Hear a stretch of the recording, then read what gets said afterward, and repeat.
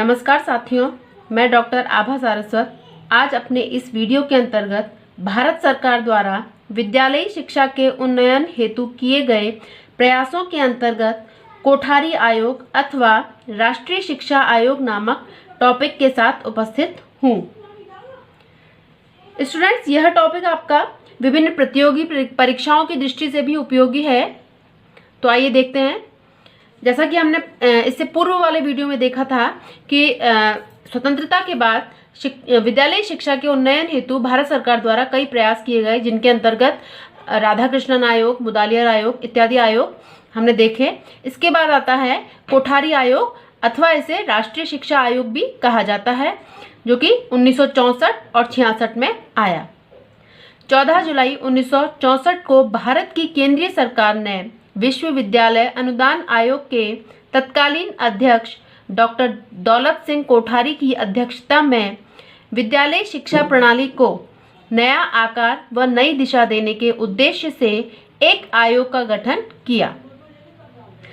इसे कोठारी आयोग के नाम से जाना जाता है।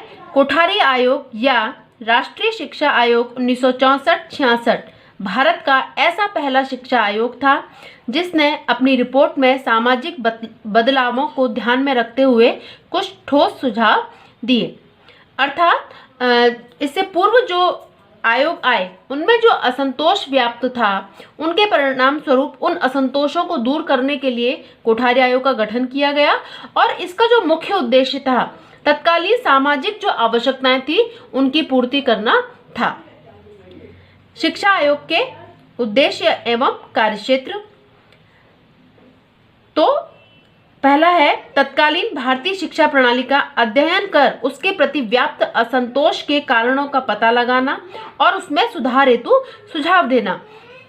तो जैसा कि हमने पहले वाले अपने उसमें वीडियो में देखा था कि जो भी सुझाव मुदालियर आयोग ने दिए, राधाकृष्णन आयोग ने दिए, उनका क्रियान्वयन किस हद तक हो पाया या नहीं हो पाया, तो क्यों नहीं हो पाया, या क्या समाज की आवश्यकताएं उनसे संतुष्ट हो सकी अथवा ना हो सकी, तो वो जो असंतोष समाज में व्याप्त थे उनको दूर करने की दृष्टि से इस आयोग का गठन किया गया।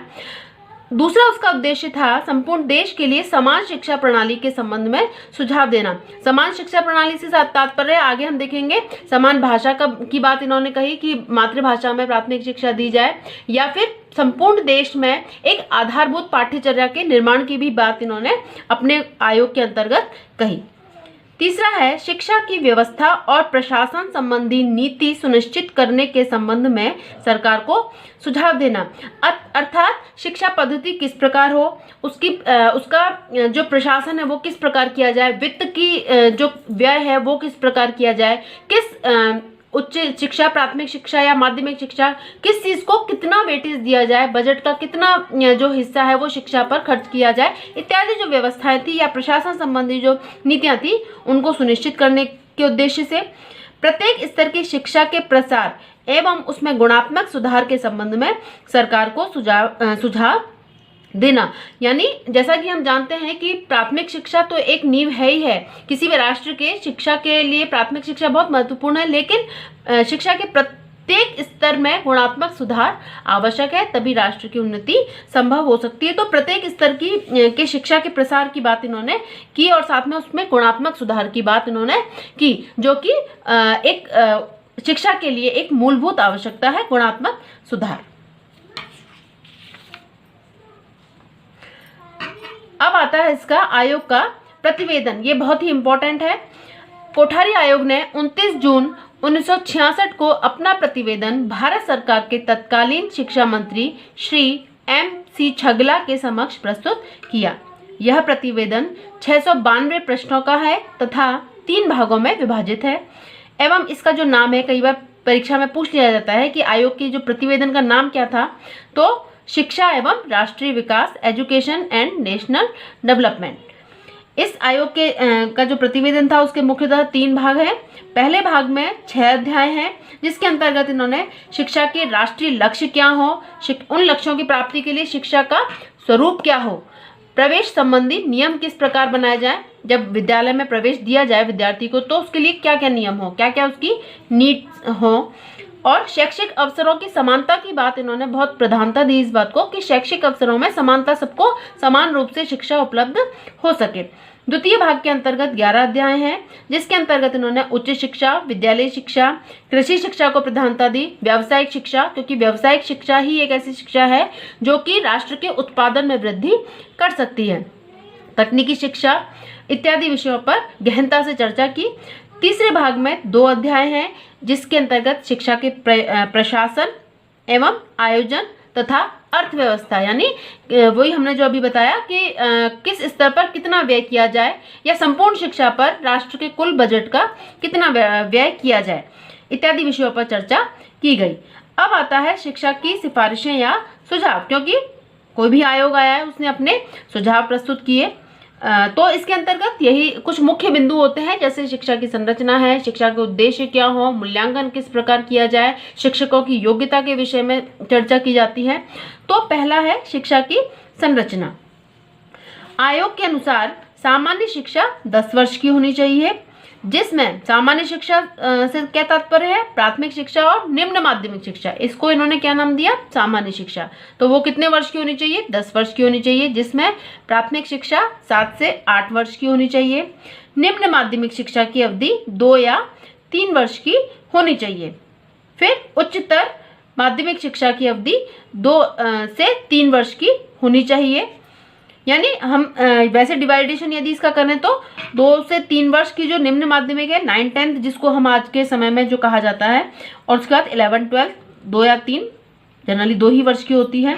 फिर उच्च शिक्षा की इन्होंने संरचना की बात की, तो 3 वर्ष का प्रथम डिग्री कोर्स जिसे हम ग्रेजुएशन के नाम से जानते हैं, 2 या 3 वर्ष का द्वितीय डिग्री कोर्स जिसको हम पोस्ट ग्रेजुएशन के नाम से जानते हैं, और 2 या 3 वर्ष का अनुसंधान होना चाहिए। तो इस प्रकार इन्होंने शिक्षा की संपूर्ण संरचना को कुछ कुछ वर्षों के अंतर्गत विभाजित किया। इसके बाद है शिक्षा के उद्देश्य और लक्ष्य। ये बहुत ही अपने आप में महत्वपूर्ण है, शिक्षा के उद्देश्य क्या हो एवं लक्ष्य क्या हो। तो इन्होंने कुछ मुख्य बिंदुओं की बात की, जैसे शिक्षा व उत्पादन। शिक्षा कैसी होनी चाहिए, राष्ट्र के उत्पादन में वृद्धि करने वाली होनी चाहिए। सामाजिकता, चलिए हम पहला ये वाला पॉइंट देखते हैं। शिक्षा कैसी हो, राष्ट्र के उत्पादन में वृद्धि करने वाली हो। अब उसके लिए क्या क्या लक्ष्य होने चाहिए, शिक्षा द्वारा उत्पादन में वृद्धि के लिए इन्होंने कार्यानुभव को संपूर्ण शिक्षा का विशिष्ट अंग माना। यानी बालक कार्य के अनुभव वो खुद सीखे, करके सीखे और उसको अपना रोजगार का एक तरीके से उसको माध्यम बनाए। तथा विज्ञान की शिक्षा को अनिवार्य किया जाए। विज्ञान एक समाज का बहुत ही आधारभूत अब तो आवश्यकता बन चुकी है, जो कि व्यवसाय उपलब्ध कराने में महत्वपूर्ण भूमिका निभाता है, और अधिकाधिक व्यवसाय विषय सम्मिलित किए जाएं। अर्थात कहा जा सकता है कि इन्होंने एक तरीके से रोजगार उन्मुख शिक्षा की बात की, जो कि रोजगार उपलब्ध करा सके। जहां रोजगार की संभावना अधिकाधिक होगी, वहां राष्ट्र के उत्पादन में वृद्धि स्वतः ही होगी। नेक्स्ट है सामाजिकता एवं राष्ट्रीय एकता। ये भी बहुत इंपॉर्टेंट है। सामाजिक एवं राष्ट्रीय सेवा को अनिवार्य बनाया जाए, जिसके अंतर्गत सामाजिक सेवा और राष्ट्रीय सेवा के अंतर्गत एनसीसी, एनएसएस इत्यादि जो संगठन हैं उनकी बात की जाती है, और सरकार इसके लिए सहायता करे। तो इसका जो उद्देश्य था, इस आयोग का, वो हम पहले भी देख चुके हैं कि सामाजिक बदलावों, सामाजिक आवश्यकताओं को इन्होंने प्रधानता दी। तो इसके अंतर्गत सामाजिक और राष्ट्रीय एकता आ जाता है। नेक्स्ट है शिक्षा व लोकतंत्र, अर्थात हमारी शिक्षा कैसी होनी चाहिए, लोकतंत्रात्मक गुणों का विकास करने वाली होनी चाहिए। अब उसके लिए लोकतंत्र यानी सबको समान रूप से शिक्षा प्राप्त हो, अनिवार्य व निःशुल्क प्राथमिक शिक्षा की व्यवस्था, अर्थात सबको शिक्षा का सार्वभौमिकरण हो सके, शैक्षिक अवसरों की समानता हो सके। छात्रों में सहिष्णुता, समाज सेवा, नैतिक मूल्यों, आत्मानुशासन इत्यादि का विकास किया जाए। देखिए, चाहे कोई भी आयोग हो या कोई भी ऑर्गेनाइजेशन हो, जब हम शिक्षा की बात करते हैं तो हमारा ये जो उद्देश्य है, ये किसी भी काल में, किसी भी समय में परिवर्तित होने वाले नहीं है। सबसे पहला हमारा जो उद्देश्य होता है, बालक को एक अच्छा नागरिक बनाना होता है, जिसके अंतर्गत इन आत्मानुशासन, नैतिक मूल्यों की बात निश्चित रूप से आती है। नेक्स्ट है शिक्षा का आधुनिकीकरण किया जाए। शिक्षा में आधुनिकीकरण को महत्वपूर्ण साधन बनाया जाए, अर्थात जो हमारी तकनीकी है, शिक्षण विधियां हैं, पाठ्य सामग्री है, वो कैसी हो, आधुनिकीकरण यानी समय के अनुसार आधुनिकतावादी युग में चूंकि हम अब प्रवेश कर जी रहे हैं, तो हमारी जो विषय है वो सब कैसे होने चाहिए, आधुनिकीकरण को संतुष्ट करने वाले होने चाहिए या उससे अपनी आवश्यकताओं को संतुष्ट करने वाले होने चाहिए। आधुनिकीकरण से क्या तात्पर्य है, स्वतंत्र विचार और स्वतंत्र अध्ययन की आदतों का विकास किया जाए, अर्थात जो छात्र है उसको अपनी सृजनात्मकता प्रस्तुत करने का अवसर प्रदान किया जाए। उसको एक जो हम कहते हैं रिजिडनेस नहीं होनी चाहिए, उसको एक निश्चित अपने अनुसार उसको न ढाला जाए, अपितु वो स्वयं क्या करना चाहता है उसको जानना आवश्यक है। नेक्स्ट है शिक्षा का प्रशासन, वित्त एवं नियोजन। ये भी बहुत इंपॉर्टेंट है। किस प्रकार शिक्षा का प्रशासन किया जाए, वित्त जो है उसका विभाजन किस प्रकार हो और उसका इम्प्लीमेंटेशन किस प्रकार हो। चूंकि शिक्षा राष्ट्रीय महत्व का विषय है, हम सब जानते हैं, अतः केंद्रीय शिक्षा सलाहकार बोर्ड के अधिकारों में वृद्धि की जाए, अर्थात वो शिक्षा के जो अधिकार हैं उसको दिए जाए, जैसी आवश्यकता हो केंद्रीय शिक्षा सलाहकार बोर्ड उसके आवश्यकता अनुसार नियमों में परिवर्तन कर सकता है। नेक्स्ट है एनसीईआरटी के विद्यालय शिक्षा का भार सौंपा जाए, जो कि अब वर्तमान में भी ऐसा देखा जाता है। National council of educational research and training, NCERT वही शिक्षा की पूरी उसको देखती है, पाठ्यचर्या निर्माण से लेके पाठ्य पुस्तकों की जो पब्लिकेशंस होता है इत्यादि बहुत सारी चीज़ें आती हैं इसके अंतर्गत। नेक्स्ट है केंद्र सरकार बजट में शिक्षा के लिए कम से कम 6% धन राशि की व्यवस्था करे। ये बहुत इंपॉर्टेंट है, पूछ लिया जाता है कई बार एग्जाम में। तो संपूर्ण जो बजट है उसका शिक्षा, क्योंकि हमारा शिक्षा जो है वो क्या है, राष्ट्रीय महत्व का विषय है, तो उस दृष्टि से 6% जो धनराशि है वो किसके लिए व्यय की जाए, शिक्षा के लिए।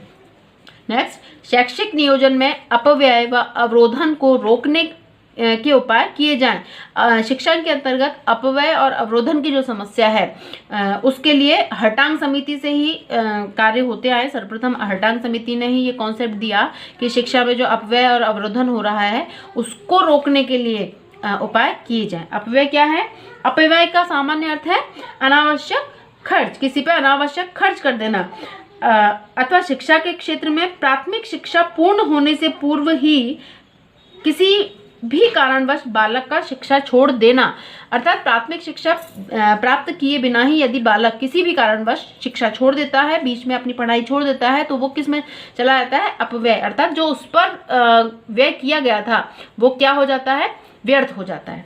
तो ये जो एक शिक्षा का दोष है अपव्यय, उसको दूर करना। और अवरोधन यानी बालक का 1 वर्ष से अधिक एक ही कक्षा में अवरुद्ध हो जाना। अवरोधन यानी बाधा उत्पन्न होना, बालक जब किसी भी कारणवश आगे नहीं बढ़ पाता है, एक ही कक्षा में बार बार उसको फेल हो रहा है, रुक रहा है, आगे नहीं बढ़ पा रहा है, तो उन सब चीज़ों को रोकने के उपाय ऐसे पाठ्यचर्या निर्माण किया जाए जिससे कि इन समस्याओं का समाधान संभव हो सके।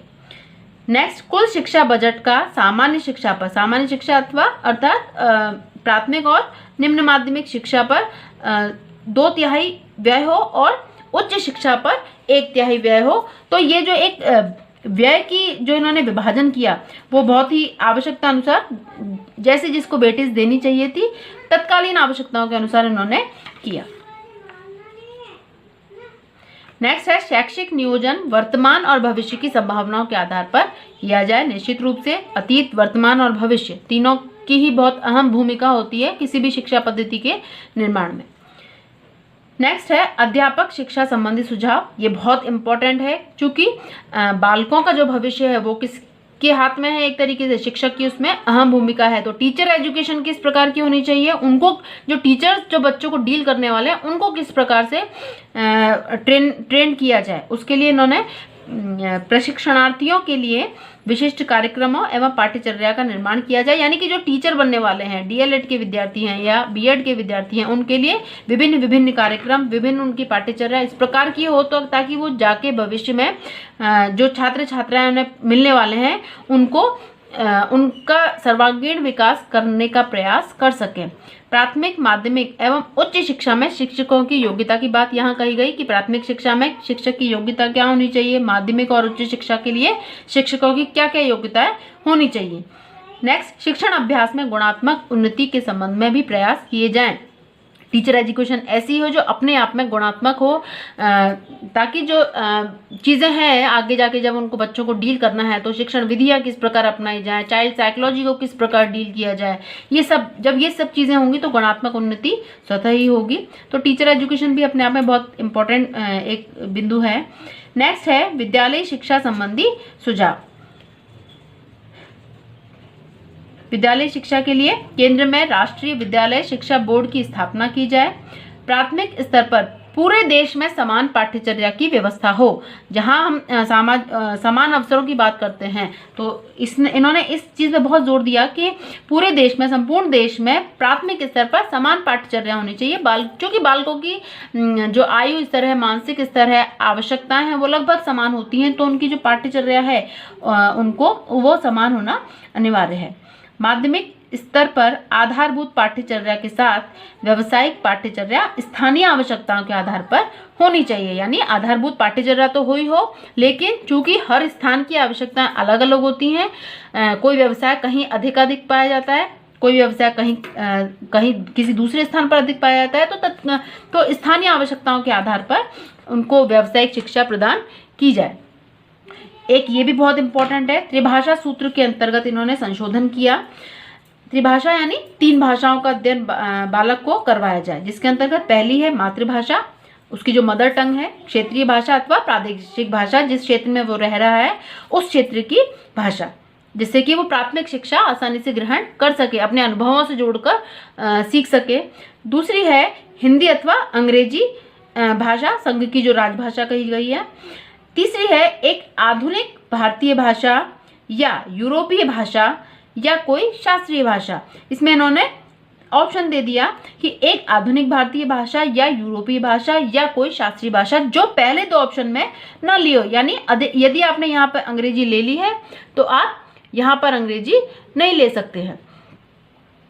इस तरीके से इन्होंने विभाजन किया। शास्त्रीय भाषा के अंतर्गत जब हम देखते हैं तो शास्त्रीय भाषा ऐसी भाषाएं हैं जिनका कम से कम 1500 से 2000 वर्ष पुराना इतिहास हो, साहित्य एवं वक्ताओं की प्राचीन परंपरा हो और उनकी साहित्यिक परंपरा का उद्भव दूसरी भाषाओं से न हुआ हो, यानी अपने आप में संपूर्ण भाषा वो हो। तो हमारे संविधान के अंतर्गत 6 शास्त्रीय भाषाओं को स्थान दिया गया है, जिसके अंतर्गत तमिल, संस्कृत, कन्नड़, तेलुगु, मलयालम और छठी है उड़िया। तो इन 6 भाषाओं को शास्त्रीय भाषाओं के एज ए क्लासिकल लैंग्वेज स्थान दिया गया है। नेक्स्ट है मूल्यांकन संबंधी सुझाव। इन्होंने क्या दिए? मूल्यांकन, इवैल्यूएशन एक शिक्षा, किसी भी शिक्षा का बहुत ही महत्वपूर्ण बिंदु है। कक्षा 1 से 4 तक के छात्रों का जो मूल्यांकन है वो किस प्रकार किया जाए? आंतरिक मूल्यांकन हो, इंटरनल उनका असेसमेंट किया जाए 1 से 4 वर्ष के बच्चों का, 1 से 4 कक्षा के बच्चों का। नेक्स्ट है लिखित परीक्षा को वस्तुनिष्ठ, विश्वसनीय और व्यवहारिक बनाया जाए। जैसा कि हम जानते हैं कि किसी भी परीक्षा के जो गुण होते हैं वो क्या है? वस्तुनिष्ठता हो, उसमें विश्वसनीय, वैलिडिटी हो और व्यवहारिक हो, व्यवहार में लाने योग्य हो। ऐसा नहीं हो कि जो बच्चे के व्यवहार से या उसकी समझ से परे हो। नेक्स्ट है बाह्य परीक्षाओं में श्रेणी के स्थान पर ग्रेड प्रणाली का प्रयोग किया गया। यानी कह सकते हैं कि कोठारी आयोग ने किसको इम्पोर्टेंस दिया? ग्रेड प्रणाली को। इसके अलावा ये आपके बहुत महत्वपूर्ण कुछ बिंदु थे। इसके अलावा इन्होंने स्त्री शिक्षा संबंधी सुझाव दिए, शैक्षिक अवसरों की समानता की बात इन्होंने की, प्रौढ़ शिक्षा की इन्होंने बात की, जो बालक या युवक जो हैं, जो प्रौढ़ हैं, किसी कारणवश पढ़ाई नहीं कर पाते हैं तो उनको उनकी सुविधा अनुसार शिक्षा उपलब्ध कराना। नेक्स्ट विज्ञान शिक्षा और अनुसंधान संबंधी, दोनों बहुत इंपॉर्टेंट है। विज्ञान की शिक्षा और अनुसंधान संबंधी सुझाव भी इन्होंने प्रस्तुत किए। तो इस प्रकार से इन्होंने बहुत ही महत्वपूर्ण बिंदुओं पर अपनी सुझाव प्रस्तुत किए, जो कि तत्कालीन समाज को उन्नत करने के लिए, ऊंचा उठाने के लिए अपने आप में बहुत ही महत्वपूर्ण थे। अब है इसके बाद आयोग की सिफारिशों का भारतीय शिक्षा पर प्रभाव, यानी सिफारिशों का भारतीय शिक्षा पर क्या प्रभाव पड़ा। वर्तमान भारतीय, तो जैसा कि हम जानते हैं कि अभी जो वर्तमान जो हमारे समक्ष शिक्षा प्रणाली है वो किसी एक प्रयास का परिणाम नहीं है। जितने भी स्वतंत्रता से पूर्व या स्वतंत्रता के बाद जितने भी आयोग आए, जितनी भी शिक्षा नीतियां आई, उन सब में से जो सकारात्मक बिंदु थे, जो आवश्यकताओं को पूर्ण करने में या शिक्षा पद्धति को उन्नत करने के लिए जो चीज़ें थी उनको अपनाया गया और भारतीय शिक्षा का विकास किया गया। तो देखते हैं, आयोग की सिफारिशों के आधार पर भारत की प्रथम शिक्षा नीति का निर्माण कर, प्रथम शिक्षा नीति कब आई? 1968 में, कर उसे 24 जुलाई 1968 को घोषित किया गया। लगभग इसी का परिणाम था कि इसकी जो का प्रभाव था, उन चीज़ों को सम्मिलित करके प्रथम शिक्षा नीति दी गई। नेक्स्ट, कोठारी आयोग के सुझावों के परिणाम स्वरूप संपूर्ण देश में जो हम देख रहे हैं 10+2+3 का जो स्ट्रक्चर है एजुकेशन का, शिक्षा संरचना लागू करने के प्रयास शुरू कर दिए गए, जो कि वर्तमान में भी दिखाई देता है।